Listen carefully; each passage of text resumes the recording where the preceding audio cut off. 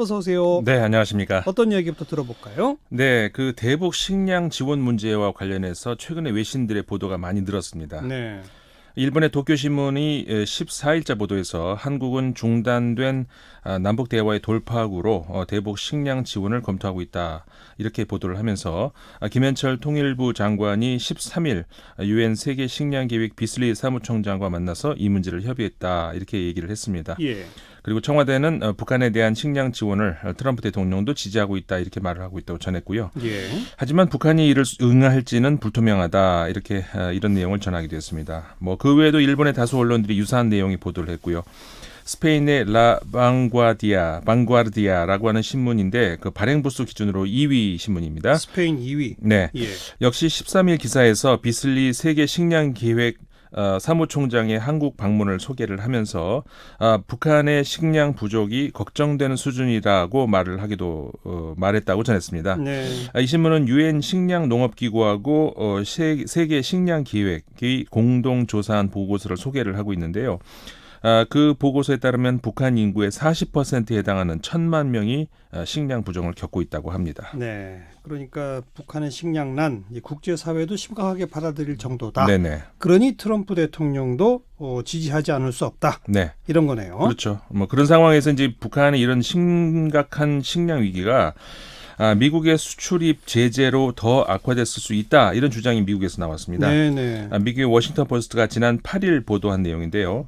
북한은 최근 10년 사이에 최악의 흉작, 그리고 이 흉작이다 보니까는 그에 따른 식량 배급이 더 축소되고, 그리고 또 식량 문제뿐만 아니라 세계에서 가장 높은 결핵 유병률과 지금 씨름을 하고 있다. 이렇게 전했습니다. 예. 북핵 프로그램과 관련해서 북한의 양보를 이끌어내기 위해서 대북 제재가 유지되고 있는데 이것이 북한의 식량 부족 문제를 악화시키고 있는 것은 아닌가, 이런 문제가 제기되고 있다. 이렇게 전했고요. 이 신문은 북한 주민들과 관련해서 인도적인 책임이 북한 정권에 있다. 이런 것에 대해서 의문을 제기하는 전문가는 없다. 하지만 미국의 제재 역시 북한 농업을 고사시키고 필수적인 의약품 도입을 막는 요인이 된다. 이렇게 말을 하고 있습니다. 네네. 그 런던 대학교의 동양 아프리카 연구소라는 데가 있는데, 연구 학원이라고 하는 데가 있는데요. 여기 한국학센터의 스미스 교수의 말을 이 신문이 인용을 하고 있는데, 석유 공급 없이 존속 가능한 농업은 세계 어디에도 없다. 이렇게 지적을 하고 있습니다. 그렇죠. 요즘은 농업도 석유가 필요하죠. 네, 석유가 필수적이 되고 있지 않습니까? 그래서 이제 미국의 대북 압박은 간접적이 아니고 직접적인 방법으로 북한 주민의 비극의 이유가 되고 있다. 이렇게 지적을 한 겁니다. 그러니까 석유나 천연가스 수입을 막는 게 군사적 제재가 아니라 농업에까지 영향을 미친다. 그렇죠. 이 얘기인 거죠. 그렇죠. 그래서 이제 이 신문에서 워싱턴 포스트 신문에서 스미스 교수는 석유하고 천연가스가 확보돼야 북한 주민들을 먹여 살릴 수가 있는데, 이런 것들이 그러니까 농업의 기본임을 강조를 하고 있는 것이죠. 예. 근데 이제 이렇게 대북 압박이 그 주민의 먹거리 생존을 위협하는 상황이 계속되면서 주민에 대한 책임론을 북한 정권에만 부여할 수 있느냐 하는 문제가 제기된다는 거죠. 스미스 교수는 이런 지적을 합니다. 유엔과 국제사회가 북한을 제재하고 있는 것이 북한 정권의 잘못을 응징하기 위한 것인데, 주민 전체를 굶주리게 할 정도로 제재를 가할 법적, 도덕적 권한이 무엇인가, 이런 지적을 하고 있습니다. 중요한 문제제기네요. 네. 네. 그 결핵 문제도 마찬가지라고 합니다. 이 신문에 따르면은요, 다수 전문가들은 북한에 대한 압박이 최고조로 달했던 지난해에 미국과 일본의 압박 때문에 북한 결핵 퇴치를 위한 글로벌 펀드가 그 프로그램을 중단하게 됐다. 이렇게 믿고 있다면서, 예. 우리가 북한 정권의 행동을 변화시키려고 하는 동안에 무고한 사람들이 굶주리고 그러니까 기본적인 의료에 대한 접근도 제한돼 있다. 이렇게 그 재미 한인의료협회 북한 프로그램 소장의 말을 인용해서 전하고 있습니다. 네. 대북 제재와 인도적 차원의 지원, 이 문제를 좀 깊이 고민해봐야 한다는 문제 제기로군요. 네, 그렇죠. 그리고 그 부르키나파소에서 피랍됐다 구출된 우리 한국인 여성 무사히 귀국을 했는데요. 그렇죠. 그 구출 과정에서 프랑스 군인이 희생되지 않았습니까? 네네. 지금 프랑스 내 여론이 양분돼 있다면서요? 그렇습니다. 보기 드문 현상입니다. 이번에 희생된 2명의 프랑스 군인, 아주 그 최정예 부대 특공대원으로 알려져 있거든요. 예. 근데 반면에 구출된 인질들이 그 자국 정부, 프랑스 정부의 여행 자제 그 지역 권고 그걸 지키지 않고 들어갔다가 사고를 당한 경우 아니겠습니까? 그렇죠. 그러다 보니까 이제 프랑스 국민들 중에서는 국가의 보호 영역을 넘어서는 국민을 왜 국가가 이 희생을 해가면서 지켜줘야 되는가 이 문제를 놓고 지금 많이 그 논란이 그 SNS 상으로 벌어지고 있습니다. 예. 그래서 그 내용을 프랑스 모든 언론들이 전하고 있는데 그 13일자 프랑스의 피가로 신문이 현재 프랑스 여론이 양분돼 있다 이런 내용을 전했습니다. 네. 물론 한국인 인질의 경우에 이제 자국민 인질을 구하는 과정에서 프랑스가 그 어떻게 함께 구한 경우 아니겠습니까? 그리고 한국인 인질이 있는지도 몰랐었죠. 그렇죠. 처음에는. 네, 그렇습니다. 그래서 이제 한국인 인질 문제가 뭐 직접적인 논쟁의 핵심에 있는 건 아니고 예. 그건 비켜서 있는 상황인데 한국인 인질과 관련해서는 이렇게 전합니다. 이 신문이 그 주불 한국 대사를 통해서 이 여성이 자신을 도와준 프랑스 당국에 감사의 말을 전했고 문재인 대통령도 프랑스에 사의를 표했다 이렇게 전했습니다. 예. 그러니까 어쨌든 그 한국인 여성의 문제가 아니라 희생된 군인이 있으니까 네. 무분별한 여행 이거 비판받아야 되는 거 아니냐 이런 얘기가 나오는 거잖아요. 그렇죠. 사실 그런 국민들의 그 뭐라고 할까요? 그 여론 이런 것들이 이해가 가지 않습니까? 당연한 문제 제기죠. 그렇죠. 예. 그러니까는 여행 자제 권고를 어기고 여행을 감행한 것에 대해서 분별 없는 여행객들이다 이런 비판이 많이 나오고 있는 건데 그 이런 여론의 양분화에 대해서 프랑스 정부의 입장이 과연 어떤 것인가? 피가로 신문은 이 문제에 대해서 프랑스 정부 입장을 전하고 있는데요. 그 한 그 군인 장성의 말을 전하고 있습니다. 이렇게 말을 합니다. 프랑스 국민들의 안전이 위협받고 이들을 구출하려 가라는 명령을 받으면은 우리 군은 이들을 구하러 갈 것이다. 네. 이번에 그 특수군이었죠. 그 특수부대였는데 특수군 사령부의 사령관입니다. 로랑 이스나르 제독의 말이었습니다. 예. 다시 말하면은 국가는 그러니까 군은 국가의 일부분이고 또 국가는 선량한 시민뿐만 아니라 모든 국민을 보호할 의무가 있다. 이런 사실을 표현한 것 같습니다. 뭐 정부와 군은 당연히 이런 입장을 취하는 게 맞죠. 네. 하지만 또 무분별한 여행에 대해서 국민적 비난이 있는 것 또한 맞죠. 그렇습니다. 그러니까 그 프랑스 외무부 장관도 그 말을 분명히 했습니다. 이번에 그 피랍됐다가 구출된 2명의 인질은 왜 그곳을 갔는지를 분명하게 설명을 해야 된다. 이렇게 말을 하기도 했습니다. 다음 또 어떤 얘기 들어볼까요? 네, 그 조선시대 교육기관인 서원 9곳을 묶은 한국의 서원, 이게 그 유네스코 세계문화유산으로 등재될 것이 확실시된다. 이런 국내 언론 보도가 있었지 않습니까? 예, 어제 저희 프로그램에서도 다뤘어요. 네네. 예. 근데 여기에 대해서 중국이 아주 신경질적인 반응을 보였습니다. 중국이 네. 또? 네, 그렇습니다. 환구시보가 지난 14일, 그러니까 어제죠 바로 그 보도한 내용이었는데요. 한국이 서원을 세계 유산 신청을 했지만 이것은 고대 중국의 독특한 문화교육기구였다 이렇게 얘기를 하면서 예. 서원은 중국인이 가장 익숙한 곳이다 이렇게 불편한 심기를 비쳤습니다. 지난 2005년인가도 우리가 네. 강릉 단오제 그렇죠. 유네스코 문화유산 등재할 때 중국 그때도 반발했었죠. 그렇습니다. 그때도 이제 한국이 단오제를 빼앗아갔다 이렇게 반발하는 그 여론들이 많이 확산됐었죠. 중국에서. 이번 역시 중국 언론의 보도 이번에 나온 걸로 해서 그런 여론이 조성될 가능성이 있습니다. 예. 그 환구시보가 지난 2015년에 한국이 이미 서원을 세계문화유산으로 신청을 했다가 이듬해 4월 자진 철회한 일이 있었는데 그 이유가 당시 한국의 서원이 중국과 일본의 서원과 현저하게 다른 점을 제대로 적시하지 못했기 때문이었다 이렇게 설명을 하고 있습니다. 뭐 그때는 그랬을지 모릅니다만 이번에는 제대로 설명해서 등재가 확실시 된 거 아닙니까? 그렇죠. 그 중국은 자기네 서원 등재하고 싶으면 열심히 노력하면 되지 왜 우리한테 시비를 겁니까? 맞습니다. 그게 좀 네. 너무 좀 속이 좁은 그런 시비거리를 만드는 거 아닌가 싶은 생각도 듭니다. 자, 그리고 영국 언론에서 네. 한국의 최신 수출 품목에 대한 뼈아픈 보도가 있었죠. 네, 그렇습니다. 로이터 통신이 보도한 건데요.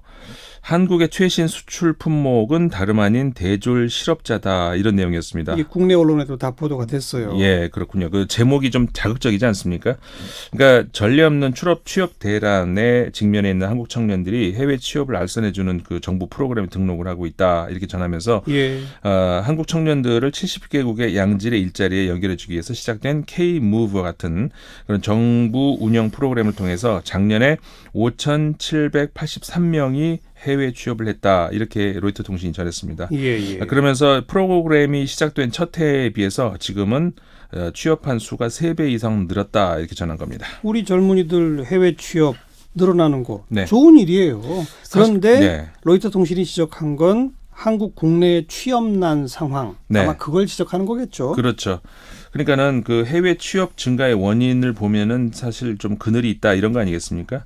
그 해외 취업 자체는 권장할 일일 수 있는 건데 말이죠. 예. 오히려 이제 우리나라의 경우 이제 언어 문제 같은 걸로 인해 가지고 그 해외 취업이 다른 선진국들에 비해서 사실 굉장히 지금까지 적었다고 할 수가 있죠. 그렇죠. 예. 그래서 이제 그런 차원에서 해외 취업 자체는 그 취업하는 개인으로 보나 국가로 보나 꼭 나쁜 건 아닌데 지적하신 것처럼 해외 취업 증가의 원인이 국내 일자리 부족 때문이라는 것이 뭐 즐겁지 못한 이유라는 거죠. 그런 논리죠. 네. 그 로이터 통신이 2018년 한국에서 창출된 일자리가 9만 7천여 개다. 근데 이거는 글로벌 금융위기 이후에 가장 적은 수치다. 이렇게 지적을 하고 있습니다. 네. 그리고 2013년 기준으로 거의 한국 청년 5명 중에 1명은 실업 상태로, 그러니까 이건 또 경제협력개발기구, 그러니까 OECD 평균인 16%보다 더 높다 이렇게 지적을 하고요. 예. 그럼 이렇게 한국의 대졸자 취업이 어려운 이유는 뭘까? 로이터 통신은 한국의 경우에 그 재벌의 지배력으로 인해서 유례없는 취업난이 계속되고 있다 이런 지적을 한 겁니다. 재벌 지배력이 취업난과 연결된다? 네, 그렇습니다. 어떤 논리죠? 그러니까는 인도 같은 그 다른 나라들도 숙련된 노동력을 위한 일자리 창출이 어렵다 이런 얘기를 합니다. 근데 한국의 경우는 재벌이 사실상 취업 시장을 완전히 지배하고 있기 때문이다 이렇게 로이터 통신이 지적을 한 거거든요. 네. 그러니까는 예를 들어서 삼성과 현대를 포함을 해서 그 10대 재벌 기업들이 한국의 총 시가총액의 절반을 차지하고 있다. 근데 하지만 한국 노동 인구의 13%만 250명 이상의 사업장에 고용이 되어 있는, 그러니까 한마디로 불균형 상태에 있다 이렇게 그렇죠. 분석을 하고 있습니다. 그렇죠. 네. 그래서 이 13%라고 하는 이게 그 OECD 회원국 중에서 그리스 다음으로 낮은 수치라고 하고요. 일본의 경우는 47%라고 하는데 뭐 여기 한참 못 미치는 경우라는 거죠. 일본은 지금 구인난이라고 그러잖아요. 네네. 고용 상황이 아주 최고조로 좋은데. 그렇죠. 근데 그 대기업 취업이 노동인구의 47%. 그렇죠. 우리는 13%. 네. 거기에 차이가 있다는 거죠. 네. 그러면서 로이터 통신은 김소영 서울대 경제학과 교수의 말을 인용을 해서 인건비가 오르고 기존의 직원의 해고가 어려울 때 한국의 대기업들은 고용을 늘리지 않고도 살아남는 비즈니스 모델에 숙달되어 있다 이렇게 전한 겁니다. 그렇죠. 그러니까 한국의 고용 문제를 그 대기업의 소극적인 자세에서 그 원인이 있다 이런 지적을 하고 있는 셈이죠. 우리 대기업들이 좀 팍팍 젊은이들을 채용해 주면 참 좋을 텐데요. 그렇죠. 네. 또 이 취업 말고 연애를 기피한다 젊은이들이 이런 보도도 있었죠. 네, 그렇습니다. 이거는 13일 날 그 미국의 CNN이 보도한 겁니다. 예. 그러니까 젊은이들이 취업난이 계속되고 특히 그 15세에서 29세 사이 실업률이 10.8% 기록하고 있다. 이런 상황에서 한국 청년 다수는 데이트할 돈도 감정적 여유도 없다. 그리고 또 취업 면접을 준비하려면 또 자격증이 필요하지 않습니까? 그렇죠. 그러다 보니까 여가 시간을 이용해서 학원에서 또 공부를 하기 때문에 시간마저도 없다 이런 겁니다. 예. 그 CNN 보도에 보면요, 한국에서 1회 한 번 그 젊은이들이 데이트를 하는데 드는 비용이 6만 3,495원이 든다고 합니다. 근데 이제 이거를 감당하기 위해서 최저임금 수급자가 어떻게 일을 해야 되냐면은 7.6시간을 일해야 1회 데이트 비용이 나온다는 거거든요. 그러네요. 네. 이렇게 되면서 데이트가 뭐 행복은커녕 스트레스의 요인이 된다 이렇게 얘기를 하는 건데 네. 그 한 조사기관의 그 조사에 따르면 응답자의 81%가 데이트 비용을 연애 스트레스의 하인 요인으로 꼽았고요. 그들 중에서 절반은 지금 좋아하는 사람이 없어서 연애는 안 한다 하더라도 좋아하는 사람이 앞으로 생겨도 경제적 상황이 현재와 같으면은 데이트를 시작하지 않겠다 이렇게 응했다고 합니다. 근데 꼭 돈 문제 때문만일까요? 그건 아니죠. 그 CNN도 그 지적을 합니다. 그 외에 문제도 있다고 하는데 젊은이들의 연애 기피 현상, 특히 여성의 경우 더 그렇다고 합니다. 돈만의 문제가 아니고요. 성범죄, 성차별 이런 문제들 역시 있다는 거거든요. 예. 특히 그 데이트 폭력으로 만남을 기피하는 젊은 여성들 많다고 하는데 한국에서 데이트 폭력이 점점 늘어나고 있다. 이렇게 CNN이 전하고 있습니다. 아하. 이 CNN 인터뷰에 응했던 한 여성의 경우에요. 헤어진 남자친구에게 폭력을 당한 이후에 데이트를 완전히 단념했다. 이렇게 말했다고 하고요. 네. 또 다른 경우에는 헤어진 이후에 그 전 남자친구가 계속 집 앞에 나타나서 무서워했다는 경험, 예. 뭐 이런 경험들 때문에 믿을 만한 남자친구를 만나기가 쉽지가 않다. 예. 뭐 그런 남자 찾기 위해서 그렇게 많은 시간을 들여야 한다면은 데이트를 차라리 안 하는 게 낫겠다 이런 생각이 이제 많아지고 있다는 겁니다. 아하. 그러면서 이제 이 CNN이 이런 문제들 역시 그 돈의 문제처럼 인식의 문제일 수 있다는 건데 한국에서 상당수의 경우에 그 남성들이 왜곡된 성지식 그리고 이성관을 가지고 이루어지고 있고 그런 것들이 이 다양한 형태의 데이트 폭력으로 이어질 수 있다. 이렇게 이 매체는 전하고 있습니다. 영국 언론, 미국 언론, 우리 젊은이들의 씁쓸한 현실들을 꼬집는 그런 네. 보도들이군요. 네. 가슴 아픕니다. 네, 국제문제평론가 인문결연구소 임상훈 소장이었습니다. 고맙습니다. 네, 고맙습니다.